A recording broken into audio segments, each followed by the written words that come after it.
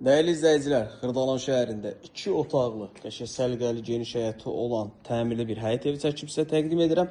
Deməli, evimizin belə bir həyəti var. Həyətinə 2 maşın rahat şəkildə saxlaya bilərsiniz. 119 nömrəli avtobusun dayanacağından hardasa 150-200 metr məsafədə yerləşir. 2 otaqda tam təmirlidir.